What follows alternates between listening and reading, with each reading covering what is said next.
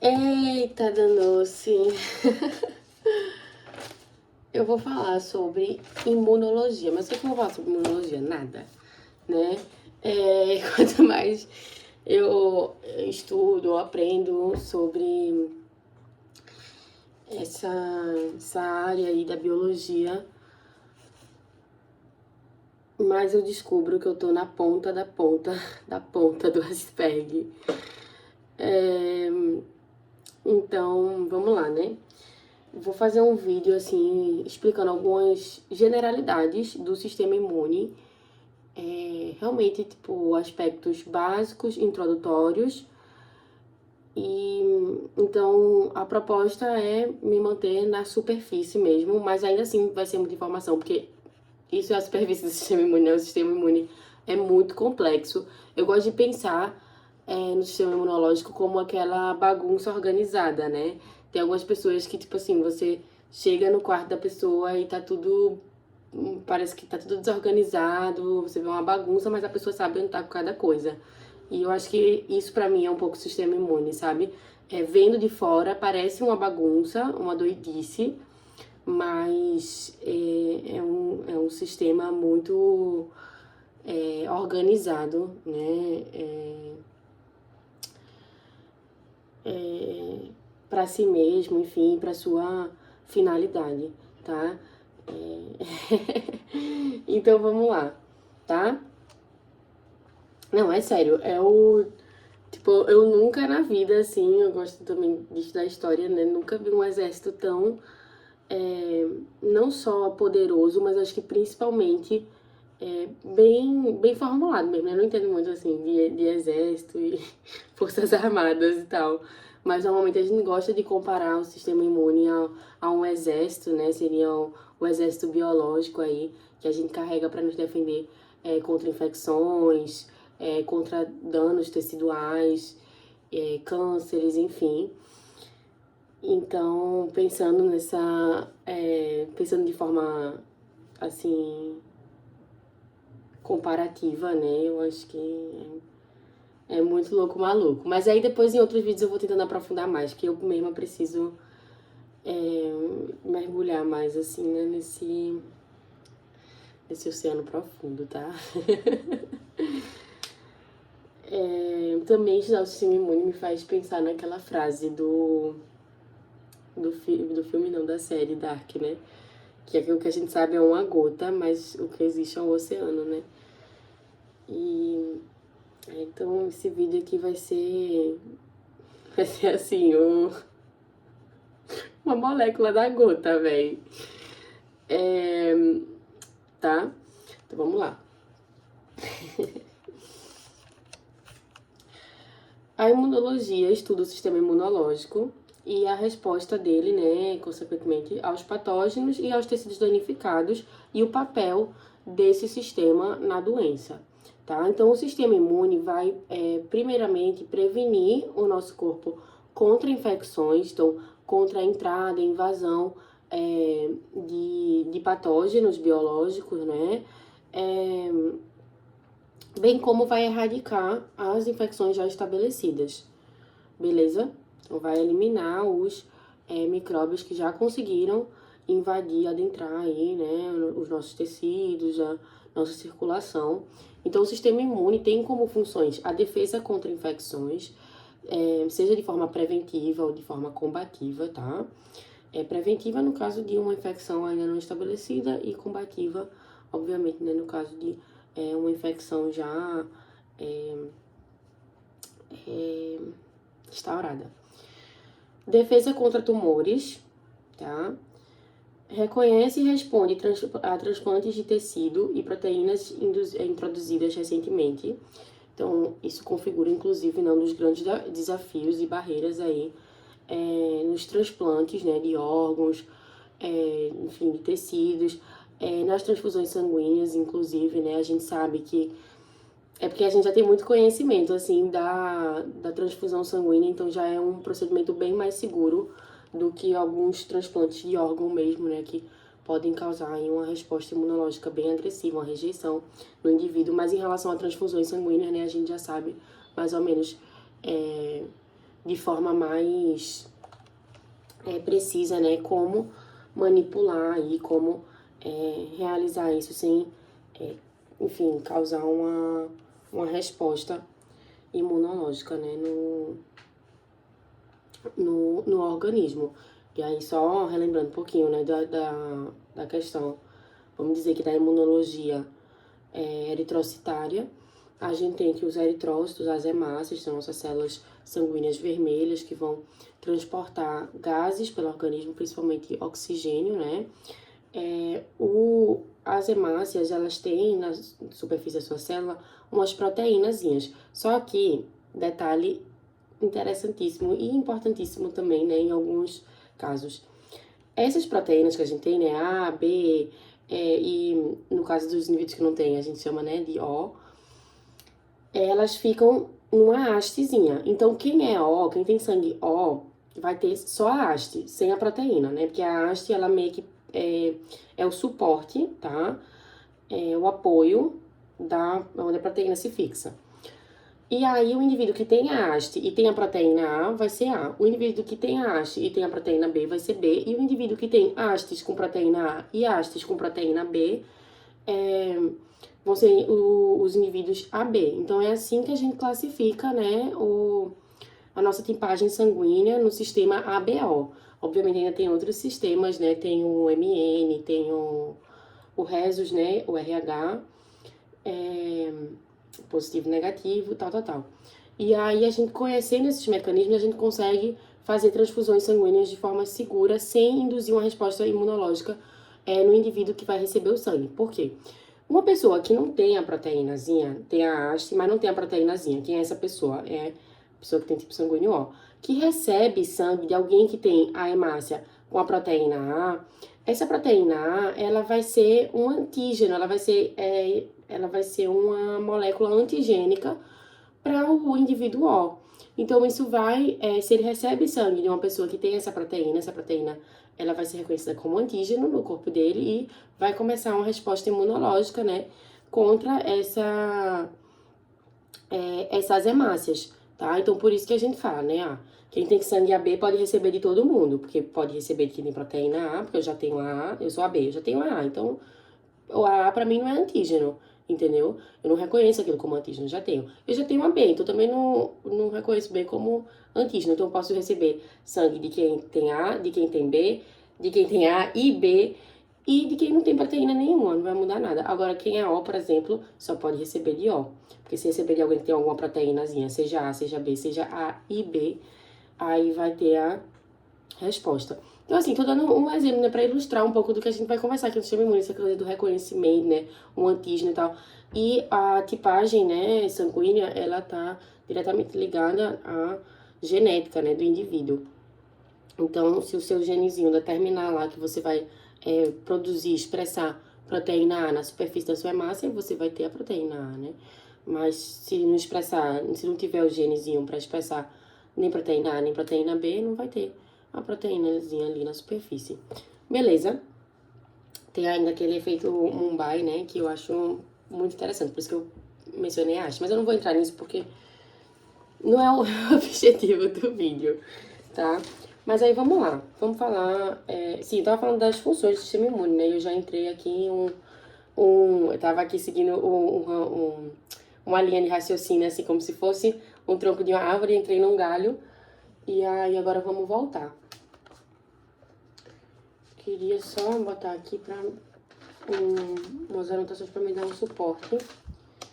Massa.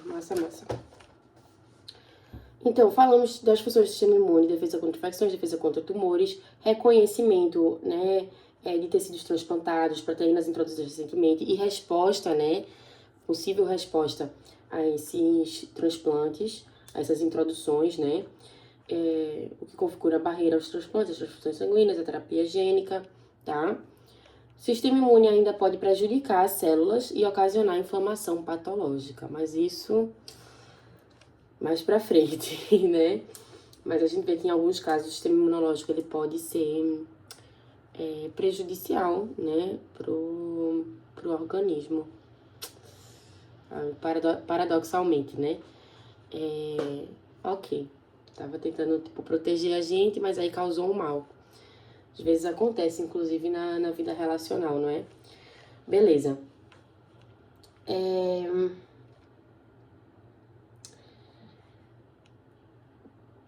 Tá, antes de falar um pouco tipos de imunidade, não sei o que e tal, eu queria falar um pouco sobre o sistema linfático, que é um sistema que é o sistema de vasos, tá?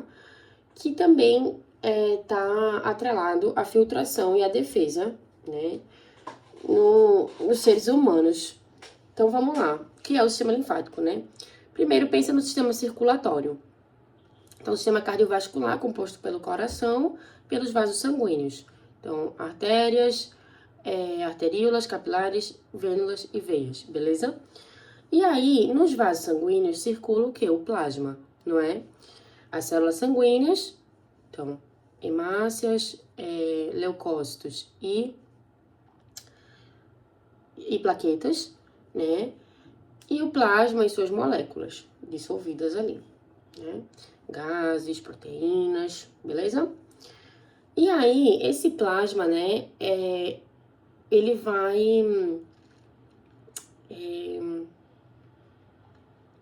vai, obviamente, assim, os vasos sanguíneos, eles têm como objetivo promover lá, né, principalmente a nível de capilares, promover as trocas sanguíneas, as trocas de nutrientes, né, então vai dar oxigênio para as células, dar glicose, enfim. E aí as células vão devolver, né, CO2, alguns metabólitos que vão ser excretados ou pela expiração, no caso do CO2, enfim,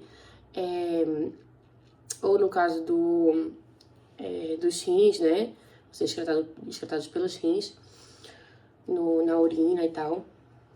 Enfim, beleza, tá?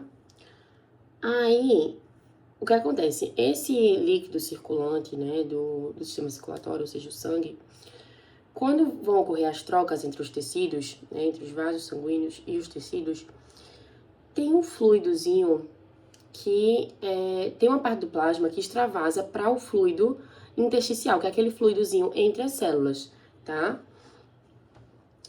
E aí é justamente esse fluido que vai ser recolhido pelo sistema linfático, né? Pelos vasos linfáticos, gerando a linfa, que é o líquido circulante do sistema linfático. Então, a linfa, em resumo, é o resultado do plasma sanguíneo que extravasou no meio dos tecidos. Então, o plasma extravasou ali pro fluido intersticial. Então, ó, quando o plasma sanguíneo extravasa para fazer as trocas com as células, forma um fluido que fica entre as células. Esse fluido vai ser recolhido pelos capilares linfáticos. Então, basicamente, a linfa, né, é o que sobra do plasma extravasado que foi recolhido pelos vasos linfáticos, pelos capilares linfáticos. Então, na linfa vai estar circulando, nos vasos linfáticos vão estar circulando ali a linfa. Linfa, líquido circulando do sistema linfático, menor pressão, menor velocidade, drenada pelos vasos linfáticos que contêm válvulas, tá? A linfa vai das extremidades do corpo até a veia cava, então depois esse líquido, né, que foi recolhido, ele vai retornar ao sangue através da veia cava, né? E isso significa que a linfa retorna para a circulação sanguínea, mas antes de voltar, né, ali para o sangue, antes desse líquido ser devolvido ou jogado no sangue, ele passa por pontos de checagem, que são os linfonodos. Então, os linfonodos, a gente vai ver se tem algum agente estranho naquela linfa, tá? Naquele líquido. Quais são os órgãos do sistema linfático? As amígdalas, adenoides, timo, baço, apêndice, as placas de Peyer no intestino, né? E outros tecidos linfóides cutâneos associados às mucosas, tá? Tem os próprios linfonodos e os vasos linfáticos, né? Por onde circula a linfa. Então, função do sistema linfático: recolhe a linfa para não formar os edemas, o inchaço, né? Então, é um sistema de drenagem, tá? Daquele fluido intersticial. Tem função de filtração e defesa. E ainda, né, tá relacionado à absorção de lipídios no sistema digestório na forma de quilomicron. Nem todos os lipídios vão ser absorvidos na forma de quilomicron e cair no sistema linfático, tá? Mas alguns maiores vão, né, e aí ficam circulando ali na linfa para depois caírem na circulação. Então, enfim, o sistema linfático, né, por englobar órgãos como os linfonodos, o baço, o timo, né, tá diretamente ligado ao sistema imune, né, que também inclui alguns desses órgãos, componentes, né, do sistema linfático. Então, o sistema imune humano, né, a gente divide em órgãos primários e secundários. Os órgãos primários seriam aqueles onde ocorre a maturação dos linfócitos. E quais são eles? A medula óssea e o timo. A medula óssea, ela produz todas as células sanguíneas e ela também é responsável pelo amadurecimento dos linfócitos B. Então, é onde vai ocorrer a maturação de linfócitos B. E o timo, né, é onde ocorre a maturação dos linfócitos T. Tá? Então, nos órgãos primários acontece maturação de linfócitos. Amadurecimento de linfócitos B na medula óssea, amadurecimento de linfócitos T no timo, T de timo, tá? Órgãos secundários seria a casa dos linfócitos já amadurecidos. Então, o linfócito ele já tá maduro e aí ele vai ali, né, pra ficar dormindinho, mas dormindo igual saudade, né? o golfinho que dorme com o olho aberto e outro fechado. Então, é onde basicamente os órgãos secundários são basicamente os reservatórios dos linfócitos maduros, tá? Então, seria a casa desses linfócitos que já foram amadurecidos, né? Ou na medula óssea, no caso do linfócito B, ou no timo, no caso do linfócito T. E quais são os órgãos secundários? Baço, apêndice, linfonodos, beleza? E aí, falar um pouquinho sobre os tipos de imunidade. Tem a imunidade inata, que ela vai ser responsável pela proteção inicial contra as infecções, bloqueia a entrada de micro-organismos e elimina rapidamente aqueles que conseguem entrar nos tecidos. A imunidade inata ela é mais antiga filogeneticamente, ela é mais imediata e ela é menos específica, tá? Então, por exemplo, você vai ter uma célulazinha lá da imunidade inata, por exemplo, um macrófago. O macrófago, ele vai reconhecer uma molécula padrão. Por exemplo, uma molécula padrão associada a um patógeno, feito o LPS. O LPS é um lipopolissacarídeo que está presente na membrana externa de bactérias, né, gram-negativas, como E. coli, salmonella. Então, o que o macrófago vai fazer é que ele vai reconhecer essa LPS, mas ele não vai reconhecer se é um E. coli, se é um salmonella, ele não vai fazer essa distinção. Ele só vai reconhecer a molécula que está associada ao patógeno. Então, ela é uma molécula universalmente associada a patógeno, ou no caso o LPS, e aí um receptorzinho específico, né, de reconhecimento padrão, vai reconhecer aquela molécula, né, aquele LPS, e vai iniciar ali um processo inflamatório, recrutamento de mais macrófagos através, né, da liberação, secreção de citocinas inflamatórias, quimiocinas e tal. Beleza? A gente vai falar disso de forma mais detalhada mais pra frente. Mas eu quero dizer que uma das características da imunidade inata é ser menos específica, tá? E ela é mais essa defesa, né, inicial, imediata, tá? E é também chamada de imunidade natural ou nativa, beleza? Que não depende de infecção prévia, não depende de contato prévio com o patógeno, tá? Então temos a imunidade inata. E aí tem também a imunidade adquirida, também conhecida como específica ou adaptativa, ou ainda Aí tem outro nomezinho que eu não gosto muito. Assim, mas eu não gosto enquanto, enquanto pessoa, enquanto leiga, não é assim, ai, tem super argumentos pra eu não gostar. Que é a imunidade antecipatória, tá? Características da imunidade adaptativa, né? Ou adquirida, enfim. Requer, no caso, as características bem mais específica, é mais poderosa e especializada e mais recente, do ponto de vista, né, evolutivo e tal. Beleza, e aí a imunidade adquirida, ela requer a expansão e diferenciação dos linfócitos. Então, a imunidade adquirida, ela vai envolver essas células, os linfócitos, tá? Ela é uma resposta mais lenta, né, mais eficaz, mais especializada, se adapta à presença do invasor microbiano, tá? Então, ela é altamente específica, tá? Outra forma da gente classificar a imunidade seria no caso da classificação do tipo de imunização, tipo, como é que esse indivíduo ele foi ou vai ser imunizado. Então, existe a imunização ativa e a imunização passiva. A imunização ativa é aquela imunidade, tipo, que o próprio indivíduo produz os anticorpos contra aquele patógeno, aquele micróbio, enfim. Então, essa é a imunização, a imunidade ativa, tá? E ela pode ser induzida por uma infecção, então, tipo assim, pô, entrei em contato aqui com o... Com quem, meu Deus, que eu entrei em contato?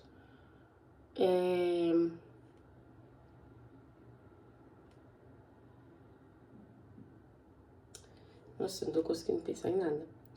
Tá, com o causador, né, o vírus causador ali da sarampo, né, do sarampo ou da sarampo? Acho que é do, né? Então, pronto, entrei em contato ali com o agente etiológico do sarampo.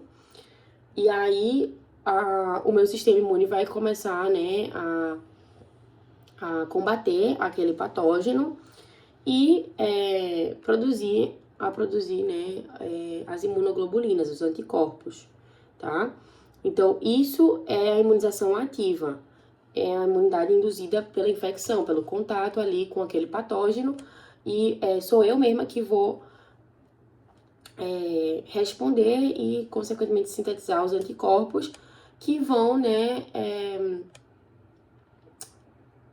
que vão ajudar, né, que vão auxiliar numa resposta mais eficiente e rápida quando eu entrar em contato de novo, né, quando eu for exposta de novo a esse mesmo patógeno, tá? Outra forma de imunização ativa, né, outro exemplo, é através da vacinação. Então, quando a gente toma uma vacina, a gente pode estar injetando ali uma parte, um fragmento da bactéria, do vírus, e isso vai estimular o nosso sistema imune a gerar uma resposta, né, de defesa e a produzir anticorpos. E aí, quando eu for exposta àquele patógeno outra vez, né, tipo assim, quando eu entrar em contato lá com o vírus causador da Covid-19, eu já vou ter os anticorpozinhos, né, específicos e tal.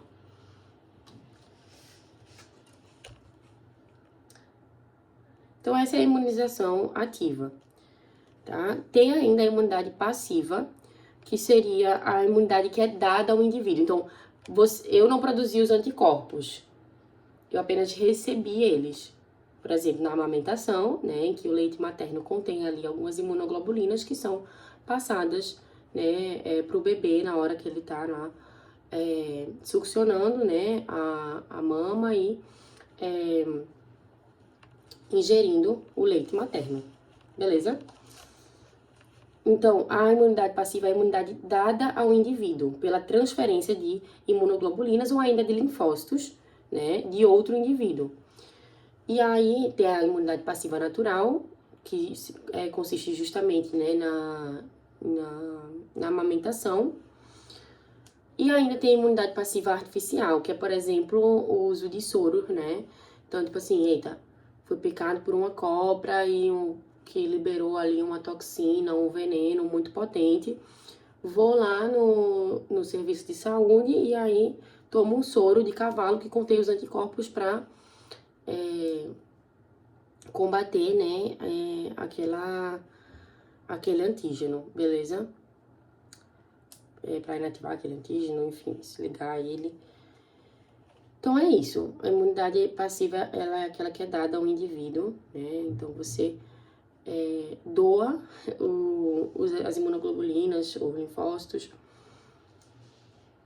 né? E ela é temporária, tá? Ela só vai ser...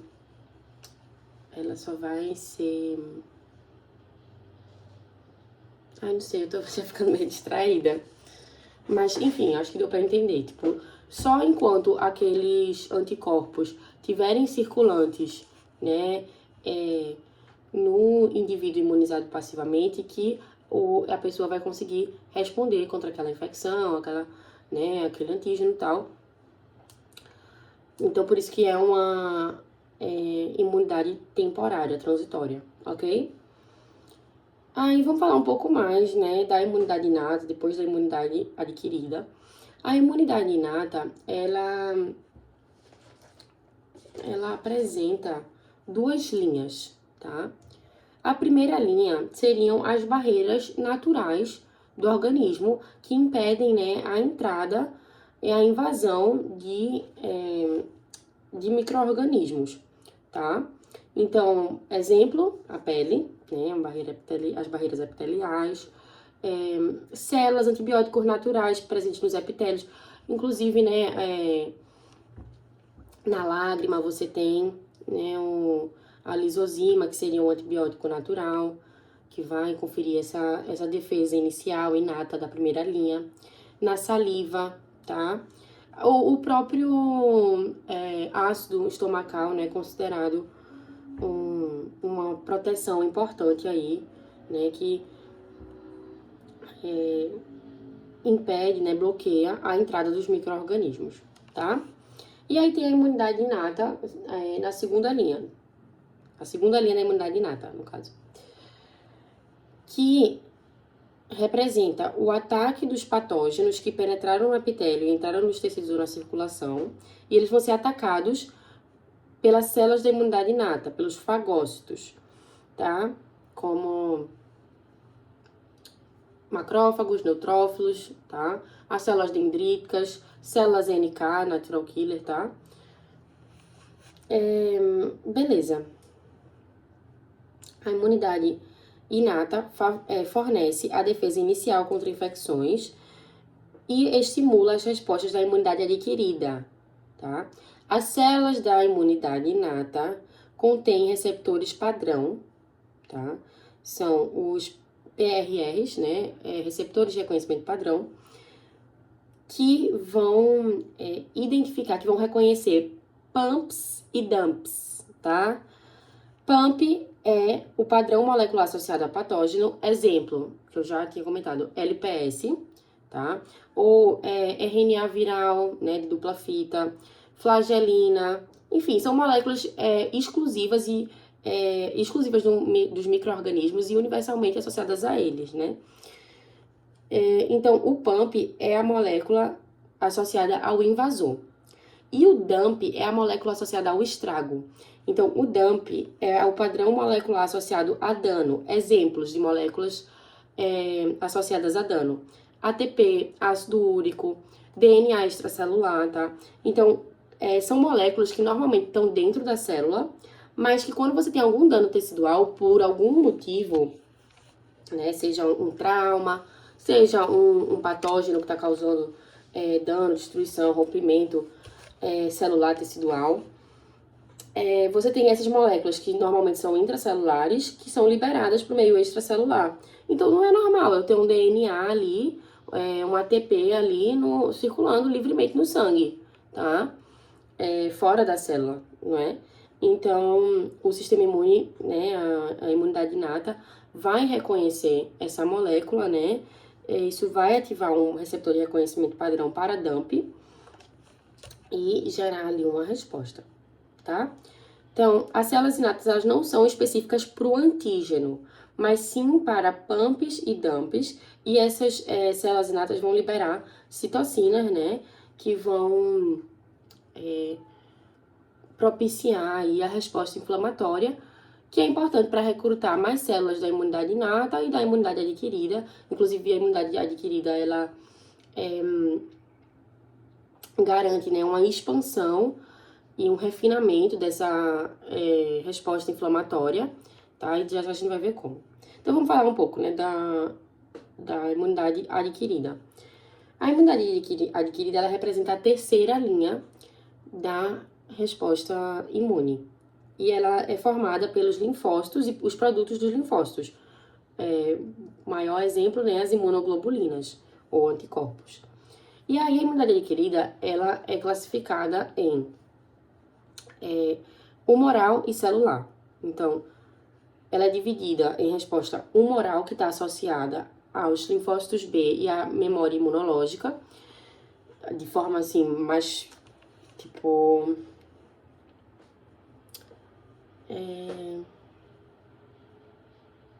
forma mais notável, tá? E a imunidade adquirida do tipo celular, ela tá ligada aos linfócitos T, certo? Então, vamos lá. Imunidade humoral seria a defesa contra micro-organismos extracelulares através da produção e secreção de imunoglobulinas, de anticorpos, que agem fora das células. A imunidade humoral é mediada pelos linfócitos B e ela está mais atrelada à formação da memória imunológica. E a imunidade celular seria a defesa contra micro-organismos intracelulares, micro-organismos que estão dentro das células, que são reconhecidos ali, né, dentro da célula, e aí isso vai acarretar, né, a destruição da célula ou leva à fagocitose do micróbio. A resposta celular, ela é mediada por linfócitos T, certo? Então, a imunidade inata, ela ativa a imunidade adquirida, né, que vai produzir anticorpos na resposta humoral e que vai gerar destruição celular, morte celular, ou então fagocitose do patógeno dentro da célula na imunidade, na resposta celular, beleza? Beleza, eu acho que eu falei, né? Então, vê. Defesa, 3 linhas. Primeira e segunda linha, imunidade inata. Terceira linha, imunidade adquirida. Então, a primeira linha, ela é composta pelas barreiras naturais, pele, mucosa, saliva, lágrimas. A segunda linha é composta pelos fagócitos, então neutrófilos, macrófagos, tá? E essas duas linhas, elas são componentes da resposta inata. A terceira linha, né, já configura o terreno, né, o território da imunidade adquirida e vai estar associada a produção de anticorpos e a resposta imunicelular, que no caso, né, é mediada pelos linfócitos T. Então, imunidade humoral, secreção, produção de imunoglobulinas pelo linfócito B, garante imunidade a longo prazo. Imunidade celular, linfócitos T, né, vão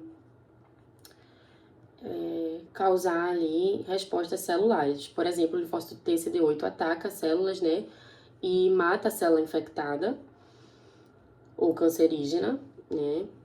Aí tem outros linfócitos T, tem o TCD4, que é o auxiliar, que vai ajudar, né, na apresentação do antígeno para o linfócito B e vai contribuir para a reação antígeno-anticorpo. O linfócito B se diferencia em plasmócito para produzir imunoglobulinas que reconhecem inativo um antígeno, né, caracterizando, né, formando aí a imunidade humoral. Eu acho que é isso, assim. Ó, o sistema imune é formado por muitas células, né, tem as células mieloides e as células linfóides, né, a linhagem mieloide, ela inclui os leucócitos granulócitos, como neutrófilo, basófilo, eosinófilo, e inclui o monócito, tá? Os monócitos. As células linfóides, aliás, linfóide, né? Incluem aí linfócitos B e T, tá? E tem ainda as células migratórias, tá? Que seriam neutrófilos e macrófagos, responsáveis pela fagocitose, pelo reconhecimento inicial ali, tá? O próprio plasmócito, tá? Considerado uma célula migratória, que sai, né, do sangue pro tecido.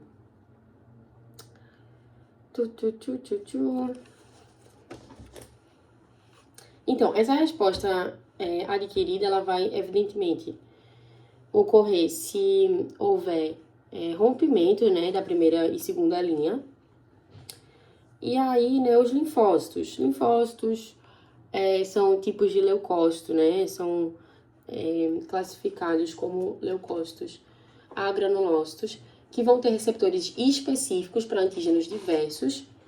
No caso dos linfócitos B, eles reconhecem antígenos que estão fora da célula. E no caso dos linfócitos T, vão reconhecer dentro e fora da célula, mas só reconhecem os antígenos na presença do MHC.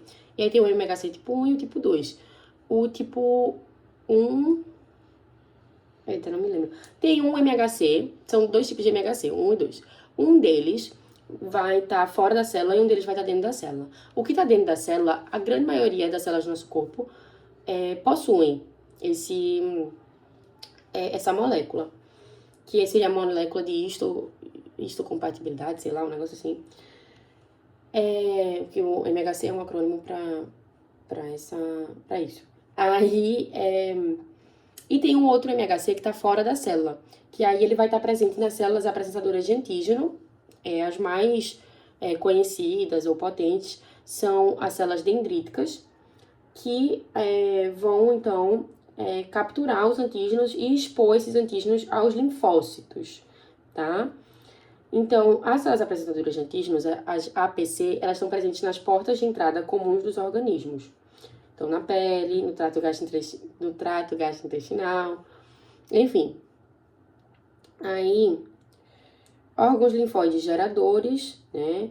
Tem a medula óssea, onde surgem todos os linfócitos e onde os linfócitos B amadurecem. O timo, onde ocorre o amadurecimento de linfócitos T, e tem os órgãos linfóides periféricos, que armazenam linfócitos maduros, como os linfonodos e o baço.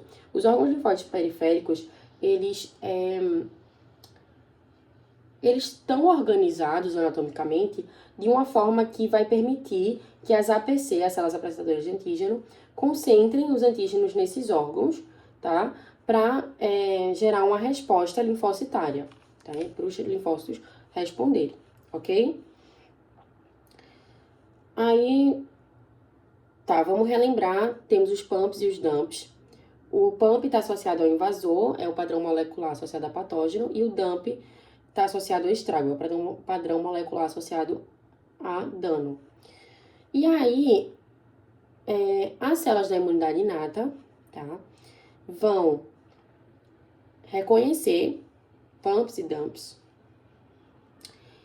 E aí, quem detecta, na célula inata, quem detecta um PAMP ou DAMP são os receptores de reconhecimento padrão, os PRRs, e aí exemplos de PRRs. Tem os TLRs, NLRs, os RLRs e os CLRs, tá? Então, tem meio que várias famílias de receptores de reconhecimento padrão, né, de PRRs. Aí, acho que a família meio que mais famosa de PRR são os TLRs, os receptores Toll-like. Que, inclusive, essa palavra, se eu não me engano, vem do alemão. Esse Toll significa tolle, significa estranho. E aí foi assim que foi batizado, né? Foi assim que foram batizados esses receptores, que eles reconheciam uma proteína mutada que era estranha, né? E aí, então, os receptores de reconhecimento padrão estão na célula da imunidade inata, vão detectar moléculas universalmente associadas a patógenos ou a perigo. Associada a patógeno, PAMP, como LPS, RNA viral dupla fita, peptidoglicano bacteriano, ou a perigo, no caso dos DAMPs, né, que seriam, por exemplo, proteínas nucleares liberadas, ATP extracelular, DNA extracelular, beleza? E feito disso, tem várias famílias de receptores de reconhecimento padrão, de PRRs. E aí o TLR, né, seriam os PRRs mais famosos. Tem um tipo de TLR, que eu não sei, me lembro se é o 2 ou se é o 4, enfim, que vai reconhecer LPS bacteriano. Aí tem um tipo de TLR que vai reconhecer o RNA viral dupla fita, tá? No ser humano, se eu não me engano, a gente tem TLRs de 1 a 10 e ainda tem o 13, beleza? Então, tem TLR 1, 2, 3, ok? Beleza. Inflamação. A inflamação é o processo do organismo para entregar células e moléculas de defesa ao local infectado ou danificado. Então, primeiramente, o que acontece? Células da imunidade inata vão reconhecer pumps e dumps através de seus PRRs, tá? Primeiramente, na verdade, eu falei primeiramente, mas na verdade, antes do primeiramente, né? O que causa o primeiramente é a invasão do patógeno, tá? Então, estabelecimento de infecção significa que o patógeno rompeu a primeira linha, tá? Aí, pronto. Aí, segunda linha, fagócitos e tal, ainda imunidade inata, né? Em que essas células fagocitárias da imunidade inata vão reconhecer pumps e dumps através de seus PRRs e, com isso, vão ativar, tá? Células sentinelas que vão liberar citocinas, né? Citocinas inflamatórias como interferões, normalmente, mais no caso de vírus, fator de necrose tumoral, interleucinas, tá? E aí, essas são as citocinas inflamatórias. Dentre as citocinas, a gente tem as quimiocinas, que vão promover a citocinese, o movimento de células, o deslocamento das células, que é como se fossem a sirene, tá? Da resposta imunológica. Então, elas vão meio que conduzir, né, mais macrófagos para o local de infecção, vão fazer essa sinalização e essa quimiotaxia que a gente chama, tá? Histamina. Sim, vai ser liberado também histamina. A histamina é um importante vasodilatador. Se é vasodilatador, né, vai promover dilatação vascular para que, assim, mais nutrientes cheguem a esse local de inflamação e tal. Isso aumenta, esse aumento do fluxo sanguíneo local vai aumentar, né, a permeabilidade vascular, e, consequentemente, inchaço, vermelhidão, dor também tá, calor também tá associado. No caso da dor, tá associado às prostaglandinas, que também são liberadas nesse processo, né, e ainda, né, ocorre liberação, secreção de leucotrienos. Ok. Aí, o que mais que a gente tem, né? Tanta coisa. Ó,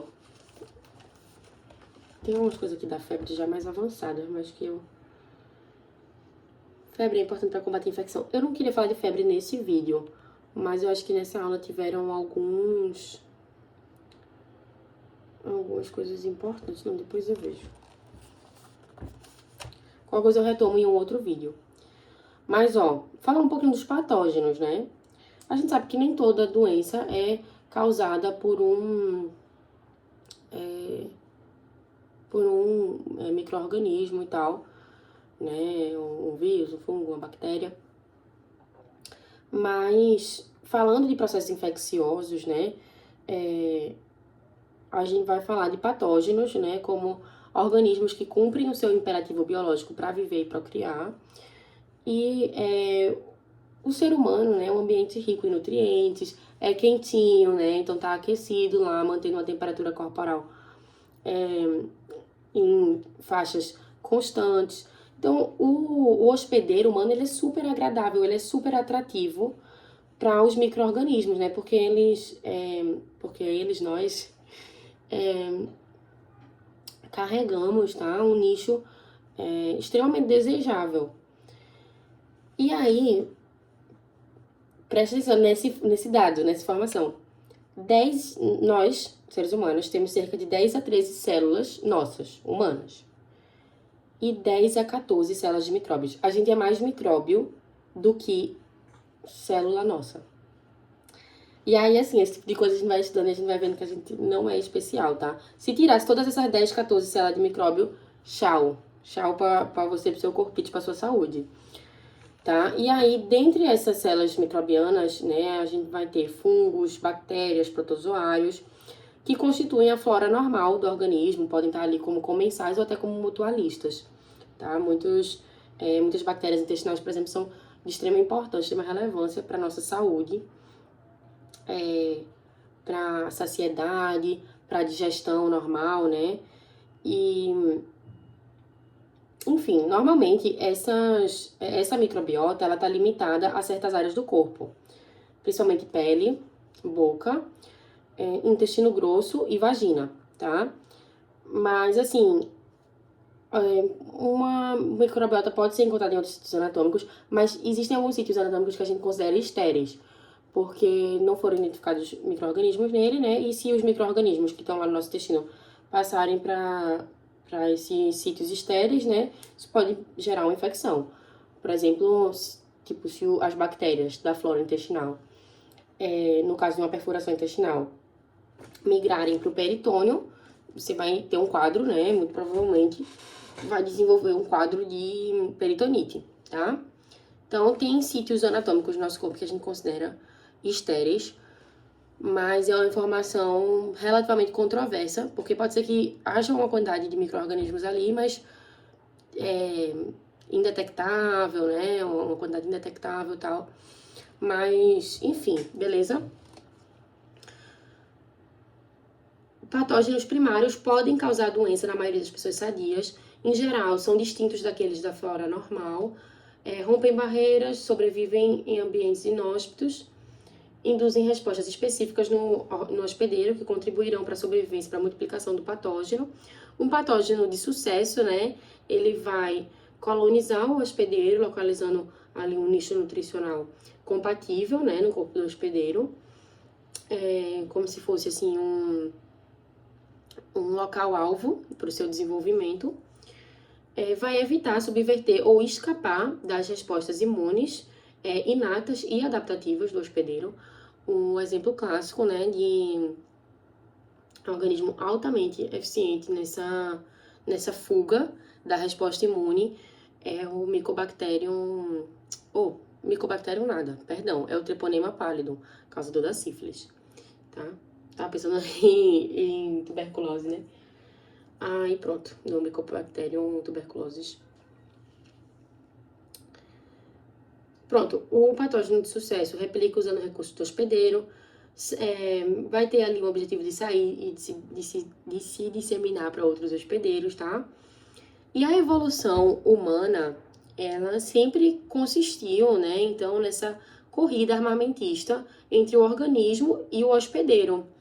Você tem, de um lado, né, o hospedeiro, os hospedeiros que têm respostas imunes, né, mais eficientes, mais eficazes, sendo selecionados, e de outro lado, né, as bactérias, os fungos mais resistentes, sendo também selecionados e perpetuados na natureza, tá? Mas a humanidade sempre conviveu, coexistiu com os micro-organismos, sejam os da microbiota, importantes para a nossa saúde, sejam os causadores de doença, que são os patógenos aqui, os focos, né? Ou são o foco da nossa conversa, tá? Aí, patógeno, né? A gente pode até falar, a etimologia da palavra os genos, né? Gênesis, origem, e patos, doença, mais especificamente relacionado a sofrimento, né? Então, o patógeno que é quem origina a doença, é o agente causador, tá? Da patologia. Eu achei muito legal uma frase que eu li no capítulo lá da resposta imune inata, que no caso afirmava que o cérebro é como se fosse uma extensão do sistema imune, porque quando a gente estuda, entende os mecanismos da resposta imune, a gente consegue desenvolver, né, mais tecnologias e meios de prevenir o aparecimento e o desenvolvimento, né, de infecções, de doenças. Então, achei isso muito legal, sabe? Pensar o cérebro como uma extensão do sistema imune nesse sentido, sabe? De ajudar a gente, né, a humanidade, a sociedade, a prevenir doenças, né? Ou erradicar, eliminá-las. Erradicá-las, eliminá-las. Tá, falando um pouquinho de bactérias, né? Bactérias são organismos unicelulares, procariontes, né? Então não tem ali a carioteca, né? O núcleo verdadeiro delimitando o seu material genético. São organismos relativamente pequenos e simples, muito diversos a nível bioquímico, a nível molecular, tá? Inclusive, existe uma diversidade maior nas bactérias do que nos organismos eucariotos, tá? Tanto que, assim, as bactérias elas podem ser anaeróbicas, aeróbicas, podem conviver em condições extremas de temperatura, de sal, de pH, tá? Podem ser de vida livre ou podem ser... como é que fala? Parasitas obrigatórios, né? E as bactérias são classificadas quanto à forma, então a morfologiazinha ali da bactéria classifica a bactéria em coco, bacilo, vibrião, espiroqueta, inclusive o treponema pálido, né, a espiroqueta. O bacilo, a gente tem como exemplo o Mycobacterium tuberculosis. Tem ainda mais formatos, mas me lembrei desses, tá? E as bactérias ainda podem ser classificadas quanto à presença ou não de membrana externa. Então, as bactérias, elas têm uma parede celular composta majoritariamente de peptídeo glicano, beleza? E algumas bactérias, como o Staphylococcus epidermidis, tá? Que compõe a nossa microbiota da pele, vai ter a membranazinha celular e externamente a membrana parede celular. É isso. Mas algumas bactérias, como E. coli, Salmonella, tem a membrana plasmática, a parede celular de peptídeo glicano, mais delgadazinha, e externamente a essa parede celular tem outra membrana. E essa membrana contém aquele pump que a gente falou, que é o LPS, beleza? Então, a presença ou não de membrana externa, né, vai determinar propriedades da bactéria frente à coloração de Gram. As bactérias que não têm a membrana externa, elas vão ficar violetas, né, quando a gente faz a coração ali de Gram. E as bactérias Gram negativas, elas não ficam violetas, tá? Negativa, não. Não ficam violetas, tá? Elas têm aquela membranazinha externa e aí na coloração de Gram elas vão ter uma apresentação rosa, ok? As bactérias possuem um genoma pequeno quando comparado, né, a organismos eucariotos. Por exemplo, a levedura tem cerca ali de 12 milhões de genes. As leveduras são fungos aí, inclusive, né, causadores das candidíases, tá? E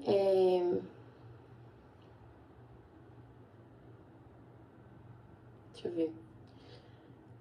E as bactérias têm aí 1 a 5 milhões de genes aproximadamente. Então a gente considera, né, o genoma bacteriano menor, mais simples, tá? No capitalismo, nós seres humanos, a gente pode não ser bilionário, mas na natureza a gente é bilionário, tá? A gente tem 3 bilhões de genes. Isso também não torna a gente melhor do que nenhuma outra espécie, tá? Até porque uma bactéria ali, com, sei lá, 2 milhões de genes, vai infectar a gente do mesmo jeito e pode, inclusive, né, levar à morte. Mas assim, só fazendo esse comparativo a termos de complexidade, tá? Então, como a gente sintetiza muito mais proteínas, tem muito mais formas celulares e, enfim, a complexidade metabólica mais pronunciada, beleza? As bactérias ainda, né, podem apresentar as estruturas de locomoção, como flagelos, tá? Tem uma estruturazinha que fica na membrana externa das bactérias chamada pile reto ou ainda fibrião, que vai auxiliar na reprodução, na troca de material genético ali na reprodução sexuada das bactérias, beleza? E também esse pile tem outra função. Devia ter anotado que eu me esqueci. Apenas uma minoria de espécies de bactérias é capaz de causar doença no homem. Beleza, é basicamente isso que eu tinha pra falar.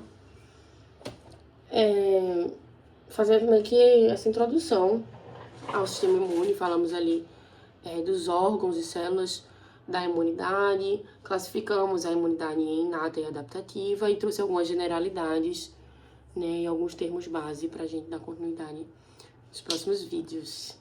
Espero que tenha dado pra entender, eu espero mesmo, de coração. É muita informação, né? Mas é importante que a gente tenha isso, assim, bem consolidadozinho na nossa mente pra gente conseguir acompanhar os próximos passos, né? Conseguir entender a sequência. Com vocês, eu vim só dar algumas informações adicionais. Eu terminei o vídeo falando sobre as bactérias, né?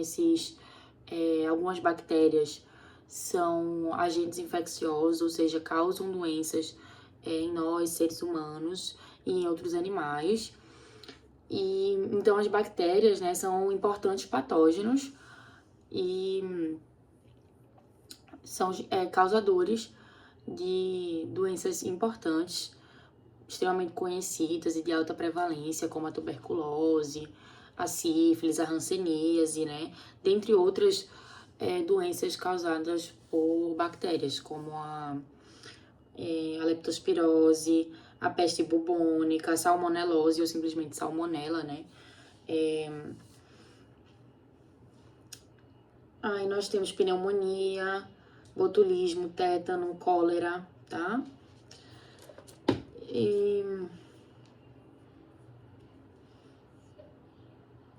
Gonorreia, tá? O tifo epidêmico. Tá, então assim, né, falamos um pouquinho sobre as bactérias, né? Algumas características gerais e pontuamos, destacamos como elas são diversas.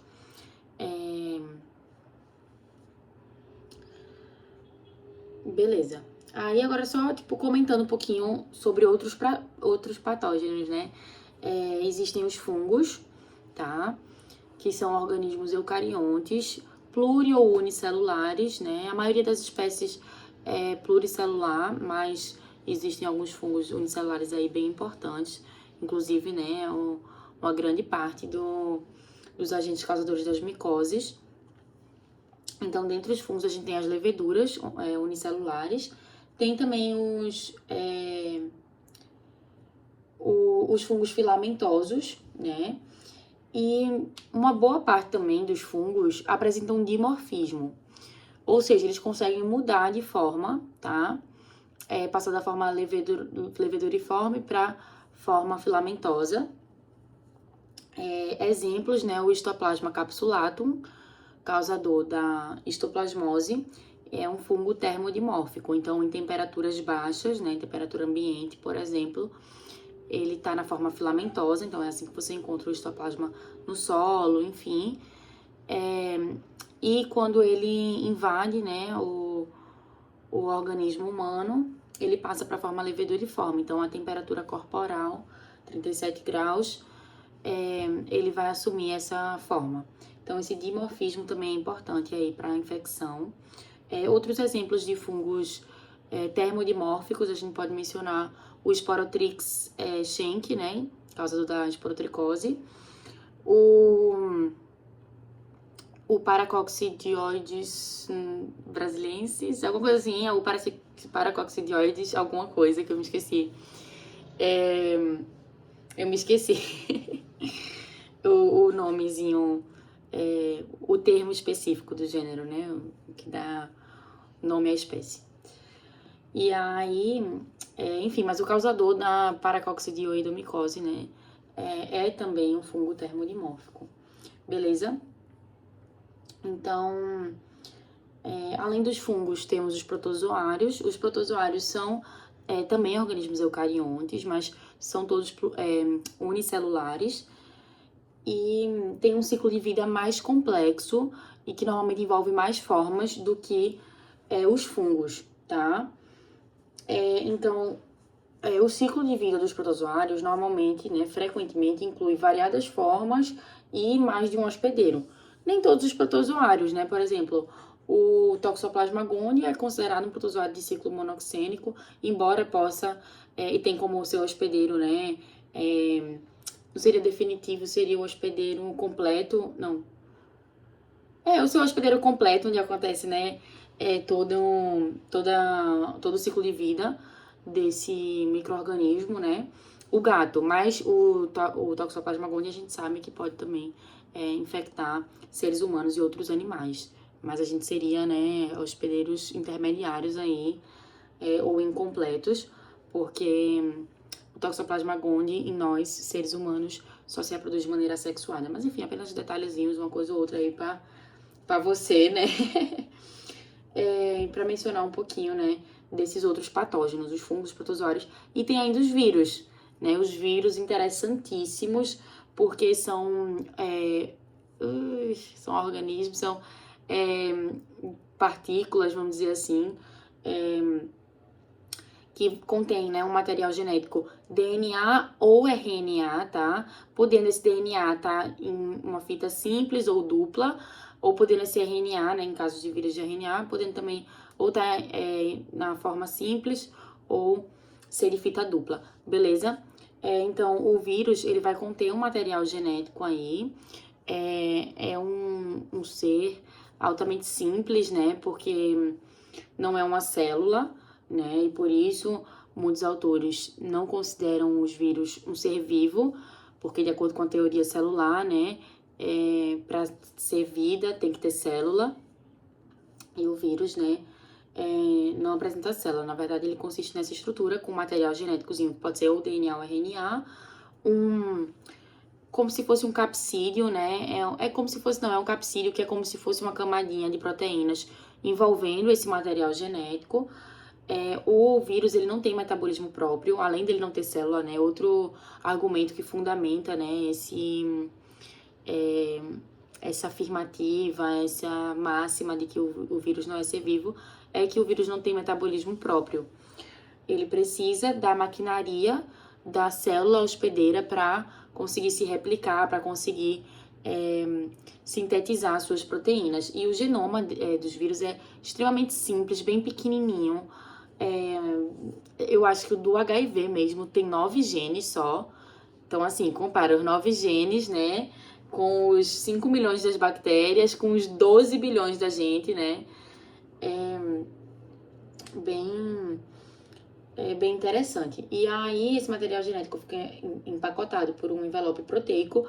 Alguns vírus ainda são envolvidos, né, por uma camada lipídica, que seria um envelope lipídico, tá? Então, esses são os vírus envelopados. É o único tipo de ácido nucleico, ou DNA ou RNA. Os vírus usam a maquinaria da célula hospedeira para se replicarem e para serem transcritos e traduzidos.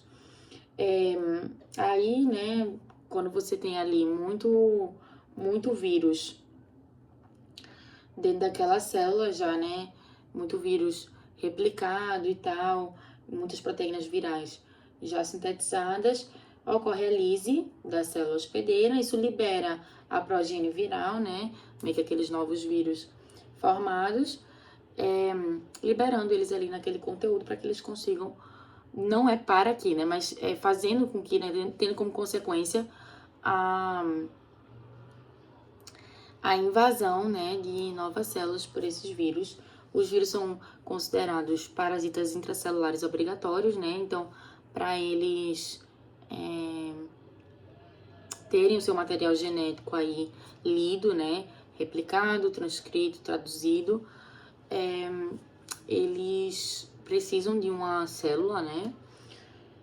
Então, eles precisam infectar uma célula. Para isso, existem alguns mecanismos de infecção, né, de invasão dessa célula, que estão demonstrados bem direitinho lá no capítulo 24 do Alberts, se eu não me engano, né?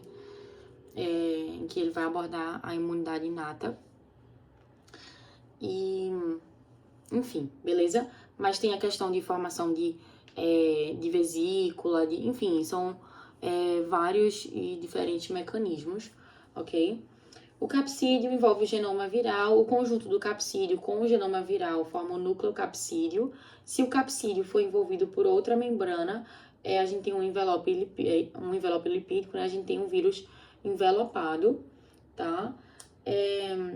Normalmente, alguns vírus eles ficam envolvidos por essa membrana lipídica, que foi derivada, né, da membrana plasmática da célula hospedeira, beleza?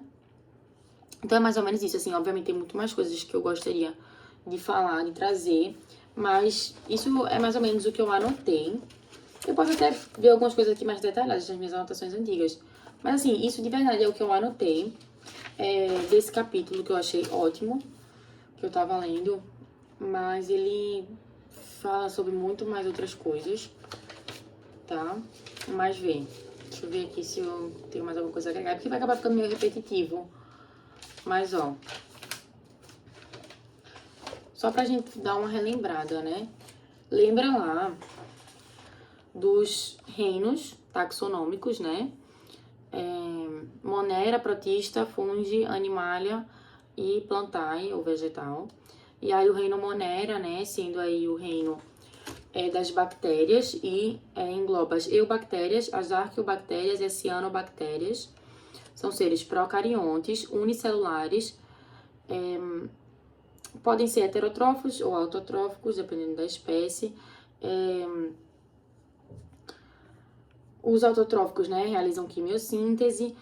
Existem muitas bactérias fermentadoras, elas podem ser de vida livre, eles podem ser também parasitas, mutualistas, decompositores, comensais, vivem isolados ou em colônia. Você tem bactérias anaeróbicas e bactérias aeróbicas, então tá vendo aí a grande diversidade, né, existente dentro de um mesmo reino.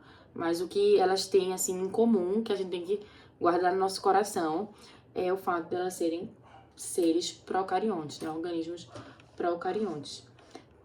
Tem até uma coisa interessante que eu anotei do capítulo que eu estava mencionando, que basicamente é a informação de que pelos fungos e os protozoários serem serem organismos eucariontes,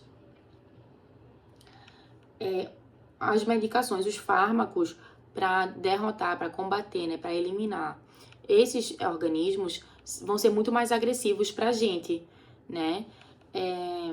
Então, normalmente, antiparasitários e antifúngicos são mais tóxicos, tá? E também tem outros patógenos, né? Eu não falei, assim, de vermes, né? Os helmintos também são patógenos, mas eu me restringi mais ao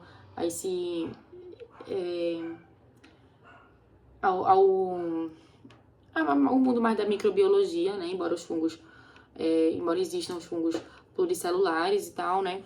Mas, assim, enfim, só pra dizer que existem, né, aí uns outros patógenos que não só bactérias, fungos, protozoários e vírus.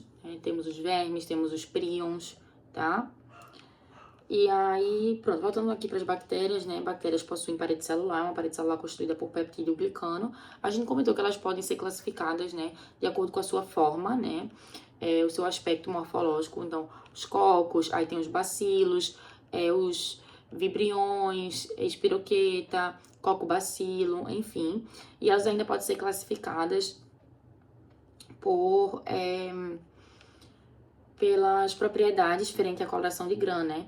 Que justamente está relacionada à presença ou não da membrana externa, né? Aquelas bactérias que têm a membrana externa, a parede celular, então você tem uma membranazinha, que envolve a célula, tem a parede celular, e depois da parede celular ainda tem outra membrana. Essas são as bactérias gram-negativas, tá? Que vão apresentar um comportamento quando é feita a coração de Gram, e as bactérias gram-positivas vão apresentar outro comportamento, né? E as bactérias gram-positivas, diferentemente das gram-negativas, não tem essa membrana externa, tá? Então, a maioria das bactérias tem parede celular, e a maioria, né, vai ter a parede celular aí constituída por esse carboidrato, né, proteico, o peptídeo glicano, certo? Micoplasmas não possuem parede celular, tá dizendo aqui. Bactérias realizam reprodução assexuada por divisão binária, também conhecida como bipartição, cisparidade, a mitose. Fissão binária também. E também realizam reprodução sexuada por conjugação, tá?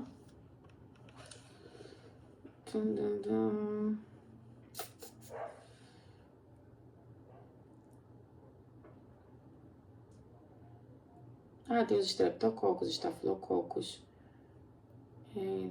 diplobacilos, streptobacilos.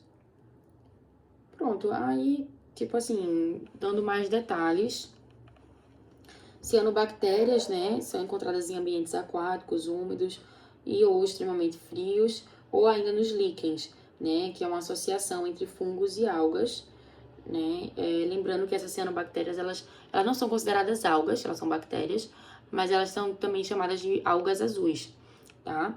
E elas podem estar aí participando dessa associação, né, mutualística, que a gente observa aí na natureza e estuda na ecologia, né, que é o líquen, beleza? Cianobactérias autótrofas, fotossintetizantes, clorofila sendo o principal pigmento, não possui cloroplasto.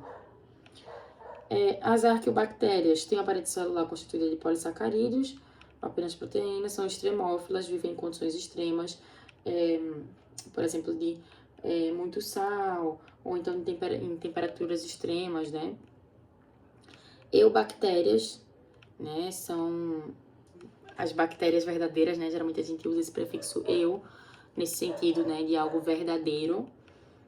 E então são aquelas bactérias clássicas, né? A maioria das bactérias que a gente imagina quando a gente pensa em uma bactéria mesmo. Quando a gente pensa em, tipo, bactéria, eu acredito que a primeira coisa que vem na sua cabeça, porque na minha não não seja uma alga azul, né? Não seja uma cianobactéria. Mas é mais aquela bactéria flagelada, né? Com aquelas características que a gente comentou. Aí, pronto.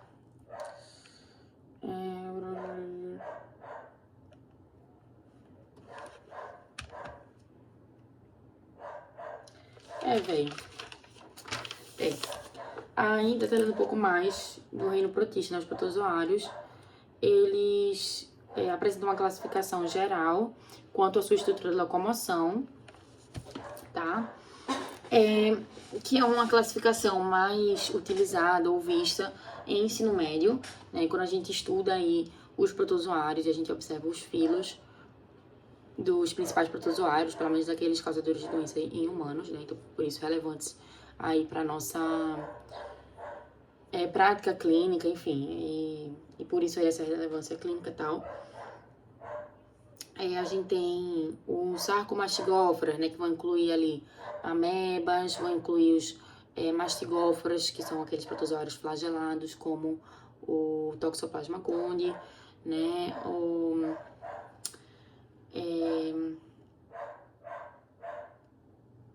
tem muitos, mas agora eu esqueci. Deixa eu ver, ó. Leishmania, né, Trichomonas vaginalis. E Toxoplasma não, o Toxoplasma é esporozoário. Desculpa, eu falando Toxoplasma, né, achando que eu tava arrasando. Mas não, tá? Enfim, mas aí, tipo, tem muitos protozoários, né?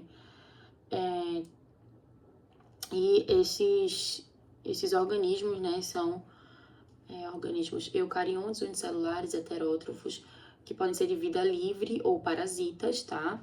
Os de vida livre, a maioria vive em água doce ou local úmido, tá? Análise, realiza reprodução assexuada por bipartição ou por esquizogonia, sexuada, né, por conjugação.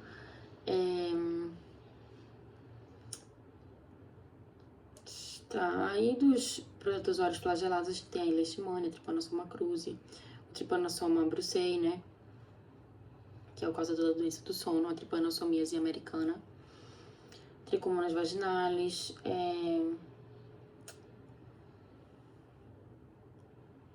giardia, tá? Que provoca giardíase. Dos esporozoários, temos o Plasmodium e o Toxoplasma gondii como exemplos icônicos. Sarcodímedes ou risópodes, né? São aqueles que possuem como principal estrutura de locomoção os pseudópodes. Então, exemplo aí clássico, a entamoeba histolítica, né? Que causa a amebíase. E os cilióforos, a gente tem o Balantidio coli, que causa a balantidiose, e o Paramécio, né? Que é um protozoário de vida livre, vive em condições hipotônicas, a gente usa muito para estudar, né? As propriedades osmóticas e tal, né? Da célula, né? Beleza. Aí, dos fungos, nós temos, né? E que os fungos são organismos eucariontes. É porque eu tô meio assim, ficar falando essas coisas, porque era fazer um vídeo de imunologia, né? Mas é porque como eu acabei falando dos patógenos, aí eu quis detalhar agora. E, assim, acho sempre bom estar relembrando essas coisas, sabe? Mas eu também já fiz um vídeo só sobre fungo, já fiz um vídeo só sobre protozoário, né? Então tô achando tão batido eu tá falando isso tudo aqui, mas vamos lá. Fungos são eucariontes, podem ser uni- ou pluricelulares, são heterótrofos, praticam heterotrofismo por absorção, né? Seria a digestão extracorpórea extracelular, observada aí em algumas espécies, né? Em que você tem o micélio vegetativo, responsável pela digestão, vai liberar enzimas ali no solo, que vão digerir o alimento e aí depois eles vão absorver os micronutrientes, né, formados aí nessas reações catalisadas pelas enzimas. Esse seria o micélio vegetativo, né, o corpo... Ai, tem outro nomezinho. E tem o micélio reprodutor ou frutificante, que produz esporos, né, tá atrelado aí à função reprodutiva mesmo. Um micélio no fungo é um conjunto de células fúngicas filamentosas denominadas hifas, tá? As hifas podem ser septadas ou não septadas. No caso das septadas, né, tipo a gente chama hifas septadas, mas no caso das não septadas a gente chama hifas cenocíticas, tá? Sem septo. Fungos realizam reprodução sexuada ou assexuada. Sexuada pode ser por brotamento, né, no caso das leveduras. Pode ser por esporulação, tá? E fungos apresentam parede celular constituída por um polissacarídeo estrutural, né, que é a quitina. Tem como reserva energética a molécula de glicogênio, né, polissacarídeo aí de reserva e de função energética, tá? Aí eu acho que tá válido. Tá válido aqui.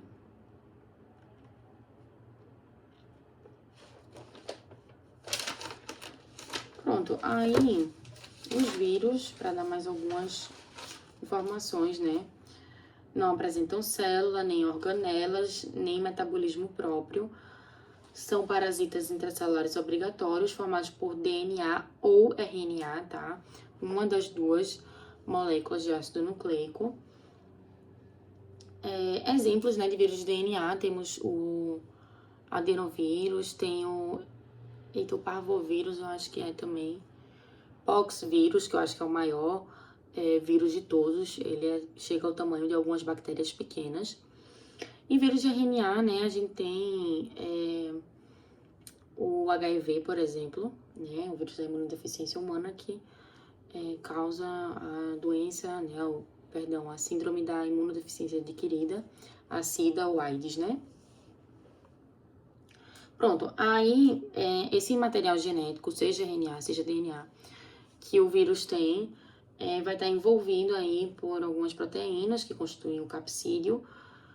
E há outros exemplos de vírus de DNA, o bacteriófago, que infecta bactérias, o parvovírus, e exemplos de vírus de RNA, né, o rotavírus, o herpes vírus, agora eu não me lembro, mas o vírus causador da gripe, né, influenza e tal, é de RNA. Pronto, aí alguns vírus possuem envelope lipoproteico, como o HIV, né, que, tipo, consiste na membrana das células, né, que foram infectadas pelo vírus. O núcleo capsídeo é o conjunto do capsídeo com o material genético, né, com o ácido nucleico que esse vírus possui. Tem os vírus, no caso dos vírus de RNA, né, no caso dos vírus de RNA simples, ou seja, que tem como ácido nucleico RNA, e esse RNA só tem uma fita simples, você pode ter essa leitura de RNA 5' para 3', que aí são os vírus de RNA positivo, como o vírus causador da Covid-19, o SARS-CoV, né? Que vão ter, então, uma transmissão mais rápida. E tem os vírus, né, que vão ter o RNA de fita simples no sentido 3' para 5', que a gente aprende isso em citogenética, em ciclo celular e tal, né? E mais ainda em bioquímica, quando a gente estuda o material genético e a replicação, tradução, transcrição, tradução, né? Então seria o ciclo celular a nível mais bioquímico, molecular mesmo, que o material genético é lido no sentido 5', 3', né? Que seria o sentido da vida. E aí, se você tem um vírus que o RNA dele está no sentido 3', 5', né? Ele tem só uma fitinha de RNA, então é um vírus de RNA fita simples. Você vai ter uma leitura 3', 5'? Não vai ter, porque não faz, tá? Então ele vai precisar. Então, o vírus de RNA negativo, ele vai ter algum mecanismo lá, né? E aí tem uma transmissão mais lenta, tá? O vírus de RNA também, como o HIV, né, eles vão, quando dentro da célula infectada, produzir a enzima transcriptase reversa, né, que vai produzir DNA a partir de RNA, enfim, bem interessante, tá? Então, transcriptase reversa, tal. Aí... Vírion seria o termo utilizado para o vírus antes de ele infectar a célula. Tipos de infecção, né? Os mecanismos de invasão da célula por um vírus. Pode haver fusão do envelope com a membrana plasmática da célula, né? É isso que o HIV faz, primeiramente, né? A ligação com alguns receptores de superfície celular, e aí isso desencadeia, né, uma série de reações. E aí... tem uns que injetam, né, o DNA na célula, como o bacteriófago. Alguns são englobados pela célula a partir de endocitose. E, enfim, beleza? Aí, ciclo lítico do vírus, né, quando o DNA viral está comandando o metabolismo da célula infectada. Isso gera o rompimento, a destruição da célula, né? A lise, ciclo lítico. Ciclo lisogênico, né? O gênico, né? Que seria essa preparação, vamos dizer assim. Então, é quando o vírus, ele tá inativo, né? O que a gente chama de vírus temperado. Ele entra na célula e fica meio que dormente, mas o material genético do vírus está misturado ali ao da célula infectada, tá? No caso do DNA viral, ele pode estar livre no citoplasma inativo, ou ele pode estar integrado ao DNA da célula hospedeira e estar inativo, certo? Esse é o ciclo lisogênico, que em algum momento pode passar, né, para o ciclo lítico. Tá, eu acho que é mais isso mesmo. Acho que achei importante fazer essa revisão. Sempre bom, né? Relembrar alguns conceitos básicos, assim, eu acho.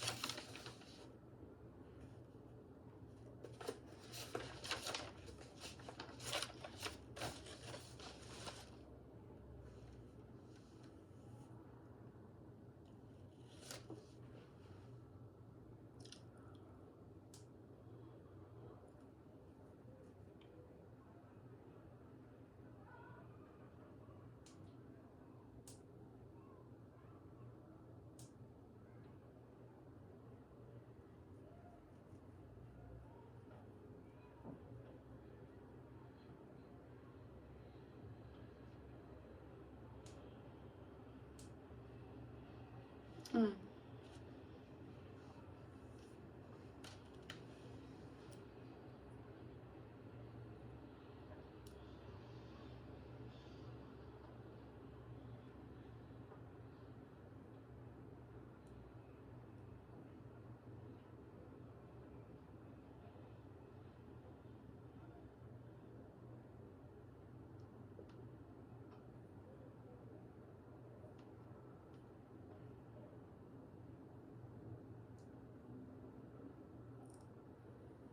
Ok. É isso.